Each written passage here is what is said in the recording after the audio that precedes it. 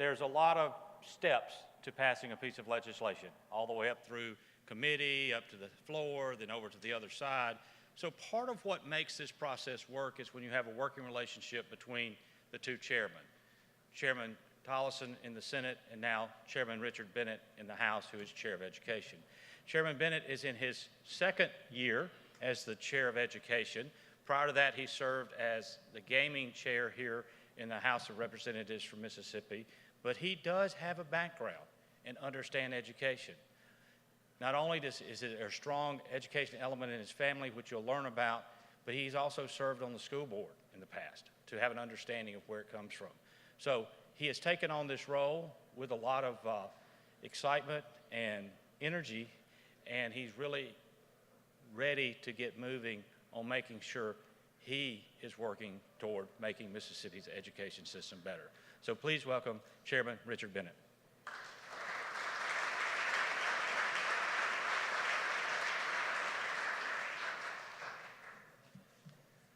Let me say, no one in their right mind goes from chairman of gaming to chairman of education.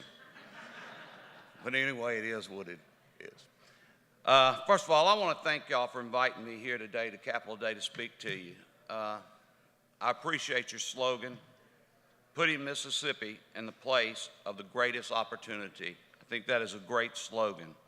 As chairman of education, I have and continue to believe that providing the best education to all children puts Mississippi in a place of greatest opportunity for economic development.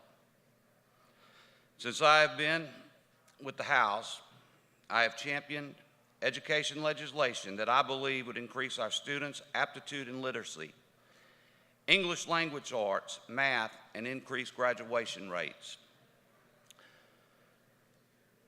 As your chairman said, my appreciation for education existed long before I was appointed chairman of education. My family roots stem from Mississippi Public School. My wife was a teacher. My mother was a teacher. My father was superintendent of education. I have another sister that has taught school for 45 years. And then my son is a high school principal. And I also served on the school board for many years before coming to the legislature. When the GOP gained majority of the House and the Senate, and we seized the reins of the leadership, and I think that was 2012, we saw a dire need to address the changing environment of public education that had been neglected for a long time and was headed off a cliff. We tackled the challenges we were facing head on to ensure that the children would be prepared to compete with their peers, not just locally and regionally, but also nationally. In our efforts to shore up the areas of academics where we were deficient, some very tough decisions had to be made. Some very unpopular decisions had to be made.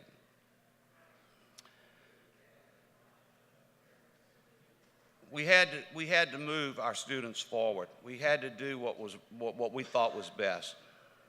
There's no better indicator of this than the fact that in any given year, more than a third of the state's total budget is dedicated to our public education system.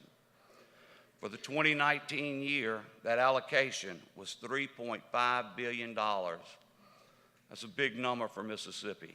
It is a huge number.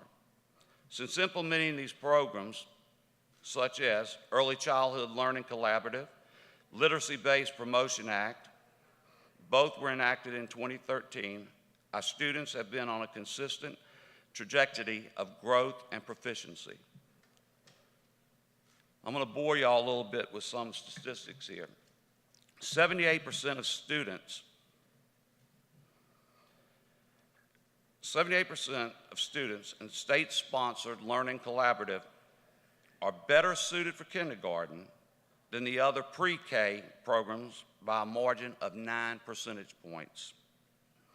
The success of these learning collaboratives has enabled Mississippi, and I'm going to grab these, I can't see it, I want to grab these and read these because these are pretty impressive, The success of these learning collaboratives has enabled Mississippi to become one of only 7 states to meet all or most near early childhood education standards and recognized by the organization for 3 consecutive years, beginning in 2015. I think Gray touched on that some. There are currently 4 collaboratives across the state and 5 more slated to come online in the next school year. And literacy, currently 93% of 3rd graders are passing reading assessment on the first attempt. That's up from 85% in 2015. Additionally, 65% of kindergartens are meeting end of the year targets, up from 54%. Whereas in years past, Mississippi has been the brunt of jokes when it came to education. We were shrouded in a blanket of negative commentary. Now, because we have statistically increased our reading and math scores, we are known as the Mississippi Miracle. And other states are now looking for our guidance. Within recent months, directors and leaders from the Department of Education in Alabama, Ohio, Connecticut, Florida have visited and had extensive deep dive conferences with MDE on the process that we are using to attain these consistent results. I've been in some of those meetings, and I'm telling you guys, never before has other states come to Mississippi for advice on our education system. That's truly happening today because of the changes and the things that we've done. And again, I'll go back to what I said. Some of those things were very unpopular, but they have definitely moved the needle. In revising the accountability standards of 2015 to ensure that our students are both college and career ready, public school teachers have done a heavy lifting in preparing students who are knocking their assessment out of the park. The financial incentives provided through school recognition programs implemented in 2014 and administrative support have gone on a great distance to maintain exceptional performance levels among students, teachers, administrators alike. For instance, 29 districts increased their letter grade between 2 consecutive school terms from 2016 to 2018. 181 schools earned an A rating during the 2017-2018 school term, an increase from 114 the previous year. 18 schools have earned an A rating during the same period, an increase from 15. On NAP, assessments over a 10-year period ranked Mississippi first in the nation for greatest gains in 8th grade reading. That's first. Ranked second in the nation for gains in 4th grade reading. Ranked 4th in the nation for gains in 4th grade math. Ranked 7th in the nation for gains in 8th grade reading. Ranked 12th in the nation for gains in 8th grade math. Mississippi 4th graders ranked among the top 15, and 8th graders ranked among the top 2/3 of students in the nation when compared to the national demographics of similar ethnic and socioeconomic backgrounds. Advanced learning and career prep. Number of students taking AP classes. The accompanying exams have nearly doubled since 2013 from 5,056 to 9,445 exam takers. Those scoring 3 or higher on those exams increased from 2,437 to 4,478. AP Scholar Awards for students taking the AP exams are up from 585 to 1,092. 5 early college high schools allow students to graduate with a high school diploma with an associate's degree. That increased participation from 60 students in 2015 to nearly 700 students participating this year in the program. My niece is one that will walk across the stage in Gulfport this year. She'll have her high school diploma in one hand. She will have her associate's degree in the other hand. Did not cost her parents any money. Since 2015, the ACT score has been administered free of cost to all 11th graders and the composite score for the graduating class is held steady at an 18.6. Graduation rate reached an all-time high of 83% in 2018, only 1 percentage point behind the national rate. Guys, I can't tell y'all how big that is for Mississippi. The success of our state's education system has attracted national attention. The 2018 Education Week Quality Counts report recognized Mississippi as one of the 5 most improved states in the nation. It is our mission to maintain that track record going forward, but we cannot do this alone. No man is an island. We need your continued support. We want our children to succeed. If we want to ensure our state's economy remains robust and financially sound, we cannot discount the invaluable asset of education populace. And for so many of us, that starts in the public classroom of each of our communities.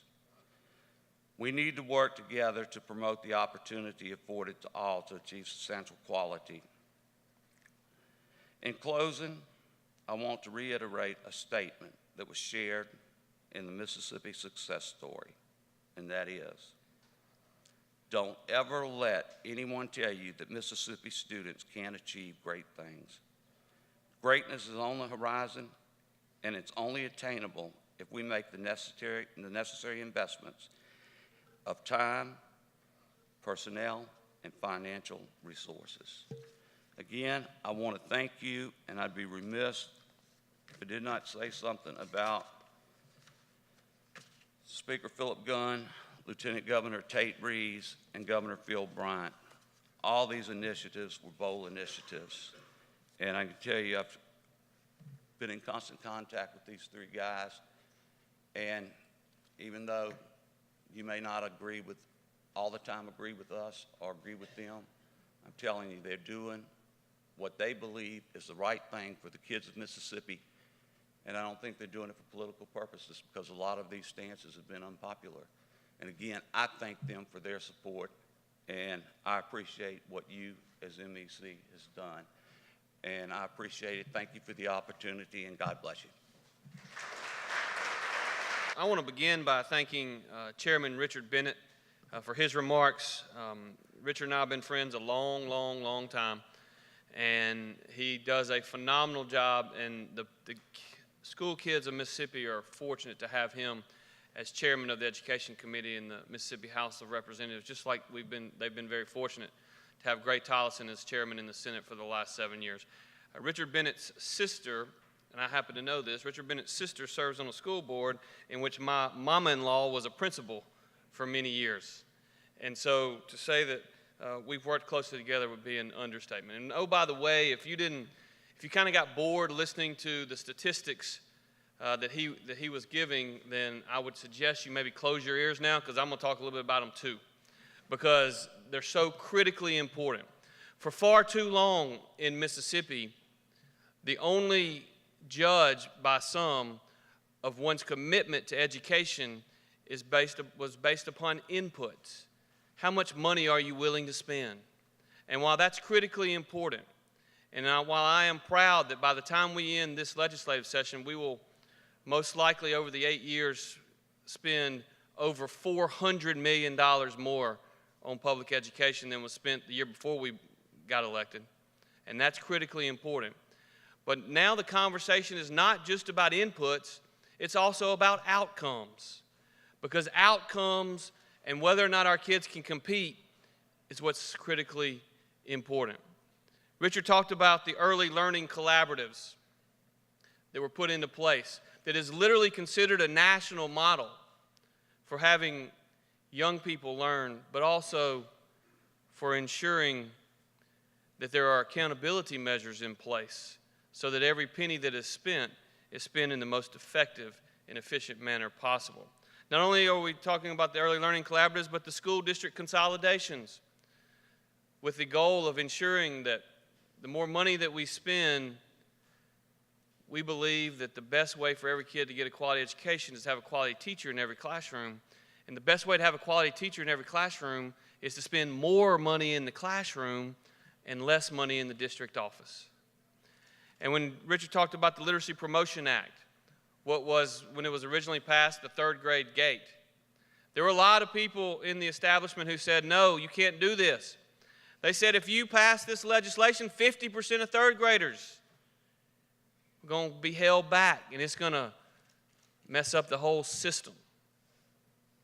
But that's not all what happened, at least partially because we spent $15 million a year over the last 3+ years, almost $50 million on reading coaches. But what in essence has happened is the very first year, 85% of third graders passed the test on the first try. 92% passed it by the third try. The second year, last year, 92%, as Richard said, passed it on the first try, and over 97% of third graders passed the test. Why is that important? It's obvious why it's important. It's important because if you're a young person that's leaving the third grade, going to the fourth grade, and you're having a hard time reading, the likelihood that you're going to be able to do your math and your science and your social studies and your English homework is relatively low. And the likelihood that when you get in the 7th, 8th, and 9th grade, then you may become a statistic or a dropout is relatively high. As you've heard me say many times before, we believe strongly that in between pre-kindergarten and third grade, kids need to be learning to read. But once they leave the third grade, they better no longer be learning to read. They better be reading to learn. And so as you look at the focus that we've had over these last 7 years in terms of positive legislation that ensures that we are getting more money in the classroom and ensures that there are accountability measures in place, the outcomes and the statistics that Richard mentioned really speak for themselves. The fact of the matter is that in 2010, the high school graduation rate nationally was about 82.5%. In Mississippi, it was in the low 70 percentile range, 70.5 or so. We were 12 points below the national average just 8 years ago. Last year, the national graduation rate, high school graduation rate, had risen about 1%, a little less. So now the high school graduation rate nationally is about 83.5%. Mississippi's high school graduation rate is up almost 12 percentage points. We're at 82.5%, and if we continue on this trajectory, we'll exceed the national average within the next year or so. Now, the national average isn't good enough, and we're not going to quit, and we're not going to stop, and we're going to keep pushing. But the movement that has occurred over these 7 years is really quite miraculous. And by the way, it's something that we ought to all be on the same page. No matter your political views, no matter your political stripes, we ought to all be saying thank you to everyone who has made this happen. And we ought to, because I believe, and I'll tell you this, I believe success begets success. And there are a lot of these statistics that really aren't written about, and they aren't talked about a whole lot. And I don't know why. Perhaps it's because, as former Governor Barber used to say, the press rarely covers an airplane that lands safely. But the fact of the matter is, we'd all be better off if we spent more time bragging about the good things that are going on in our schools, because success does, in fact, beget success. But I'll also tell you that improving the graduation rate by 10 to 12 percentage points, that looks great on paper, but you know what it means in the real world? What it means in the real world is there's approximately 3,000 kids today that are going to graduate high school this year that would not have in 2010. That's 3,000 kids that have a totally different outlook on life. They have a totally different set of opportunities because they were willing to make the sacrifice to stay in school and get that degree. But as Richard said earlier, the successes that's being experienced in our schools is not just limited to high school graduates. A lot of us talk a lot about high school graduates because high school graduates end up in the workforce the next year, many of them, not all, but many of them. And you know, politicians tend to define the long term based upon whatever is the next election day. And so sometimes you don't hear them talk a lot about what's going on in 4th grade reading and 4th grade math, or 8th grade reading and 8th grade math results, because they're not going to change the dynamics of the workforce for many years to come.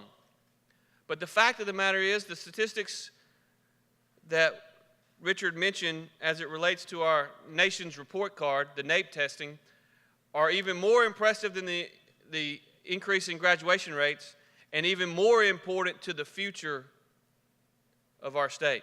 I know MEC's focused on workforce development, and I'm so honored that you are and so happy that you are, because it's critically important.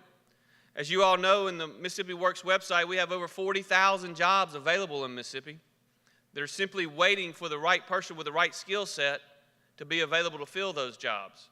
That's with the lowest unemployment rate in our state's history, and that's with more people working today in Mississippi than at any time in our state's history. But when we think about what's going to be the case 10 years from now, 15 years from now, 20 years from now, and as business leaders and as elected leaders, that's what we need to be thinking about, is what's going to happen 10, 15, 20 years from now. These are the statistics that get me excited. You know, if you're on a list of 1 to 20, and you're at number 20 or 19, the only way you can move up that list is if you consistently, on a year-over-year basis, outperform your peers. You're not going to go from 20th to 1st overnight. You didn't get 20th overnight. You're not going to go from 20th to 1st overnight. But if you, year after year after year, consistently outperform on a relative basis, that's how you move up on an absolute basis in the charts. Richard briefly mentioned these stats, but I'm going to say them again because I think they need to be repeated. And I hope every one of you will write this down and you'll go back to your local communities and you'll thank a teacher, or you'll thank an administrator, or you'll thank a parent, or you'll thank some of our kids for putting in the effort to make this happen. The fact of the matter is, the worst Mississippi has done in terms of 10-year growth rates on the nation's report card is in 8th grade reading. In 8th grade reading over the last 10 years, our year-over-year improvement for a 10-year period beats 37 other states, and we're 12th in the nation in gains. In 8th grade math, we're 7th in the nation in gains in 8th grade math. When it comes to 4th grade math, Mississippi is 4th in the nation for 10-year gains in 4th grade math. And we talked a lot about the Literacy Promotion Act. But in 4th grade reading scores on the nation's report card, Mississippi outperforms 48 other states over the last 10 years, and we're 2nd in the nation for gains in 4th grade reading. My friends, those are outcomes that we can all be proud of.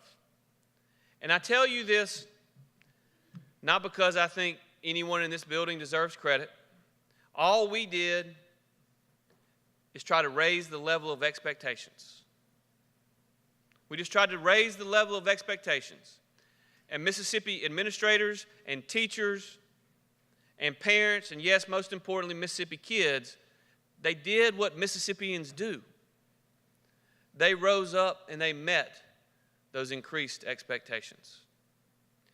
And so, as we look to the kind of policies that we want to enact from a legislative standpoint, from an executive branch standpoint in the coming years, I hope we'll continue to focus on the belief that Mississippi kids can compete. Mississippi kids can outperform kids from states like Alabama and countries from all over the world. But all of the policies that we've implemented over the last 7 years, and there's been a lot of them, and trust me when I tell you I got the bullet holes to show for it, but all of the policies that we've implemented have been based upon one fundamental belief. And that fundamental belief is this: it should not matter what a kid's zip code is, nor should it matter what their mom and dad do, or in some instances don't do for a living.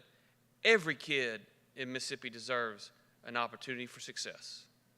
If we're going to see economic success in rural communities across Mississippi, we got to improve the quality of the education attainment level.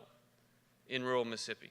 If we're going to see further economic opportunities in the metro areas, we got to improve the quality of the education attainment level in metro areas. And so I will tell you that I look forward to working with each of you, much like we have done over the last 7 years. You know, the goal of having no more elected school superintendents has been a goal of the Mississippi Economic Council, I think, since the beginning of time. It was a goal that MEC had been unsuccessful in getting done for many years. But thanks to the leadership of Speaker Gunn and other leaders in the Senate, and with the governor's support, we will not have elections for school superintendents in 2019 in Mississippi.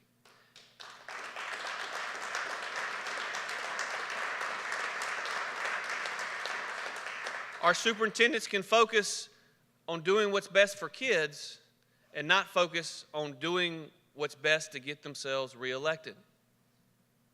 Because the fact of the matter is, I grew up in Florence, went to Florence High School, and I can assure you, and by the way, our football coach was Coach Lee Bramlett, a great friend of mine. His wife taught me English. I can assure you, when Coach Bramlett left after my junior year in high school, the Rankin County School District did not limit our search to replace Coach Bramlett to just those who lived in the city of Florence. They did not limit the search for a head football coach just to those who lived in Rankin County. And so if we're not going to limit going out and looking for talent to be the head football coach at our schools around the state, why on earth should we limit those who are going to actually lead the district and force them to have to come from and live in that particular district? What we ought to do is we ought to put in a system whereby the best, most qualified, most capable candidate. And by the way, this was not easy, because a lot of us believe in elections in Mississippi. We like to elect everything from state senators to governors to dog catchers in Mississippi, and I get it. But I think this is one area where the legislature, even though it may not have been popular, did the right thing. And I hope that in hearing me talk today,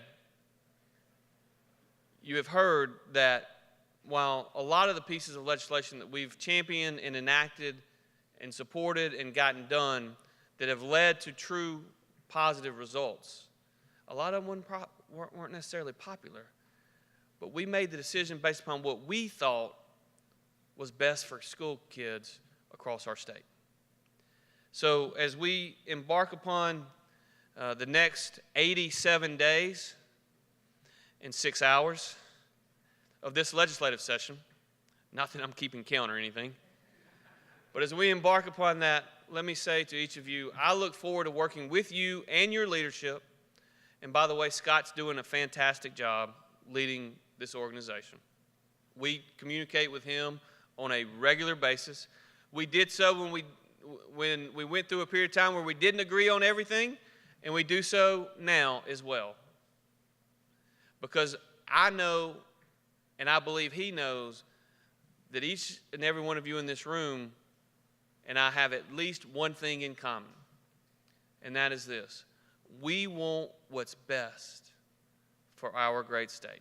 We want to continue to make sure that our purpose and our views and our beliefs are focused on the main thing. And the main thing is making Mississippi an even better place to invest capital, to create jobs, and an even better place to raise a family. Thank y'all.